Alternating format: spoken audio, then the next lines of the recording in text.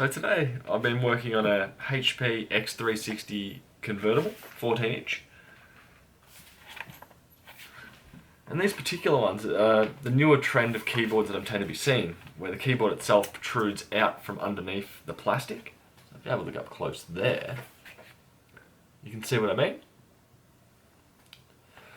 So that, to get into it, you're required to tear out the back cover, get to the main board, take that out, take out the battery, take out anything else that's in there.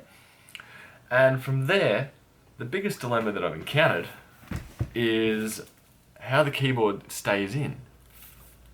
It doesn't actually contain any screws.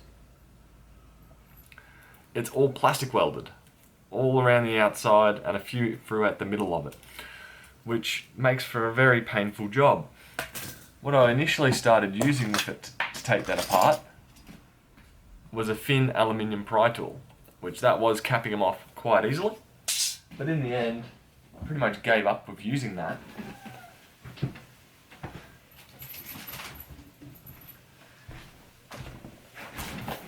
And ended up sacrificing a solder tip.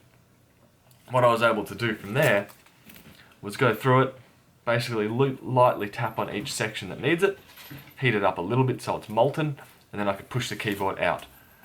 The main dilemma that I did have though was that on the HP 14,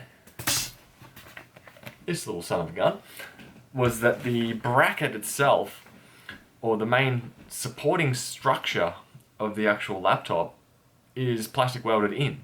So it would have the top cover, the keyboard, and a big metal bracket that's also plastic welded covering about 70% of the main board. So the task itself is doable, it is achievable. I will cut to a bit of footage of me doing the soldering job. And as you can see from there, heating it up to a molten level, it is relatively workable to be able to take it off and still retain enough plastic to be able to put it back.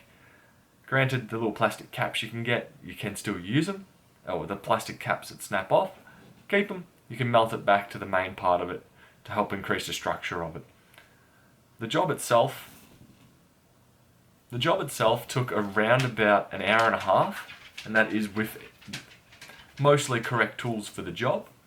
Granted, there would be some better tools that they will be using at HP, but be prepared to have a long battle getting this keyboard out, and then a bit more of a battle getting that new keyboard in. So hopefully it will let you know that it is achievable, this task to replace the keyboard, but it is a fairly intensive job to do, especially if you've never done any form of laptop or keyboard repair before. Anyway, that will do for today's video, and I'll catch you guys in the next one. Bye.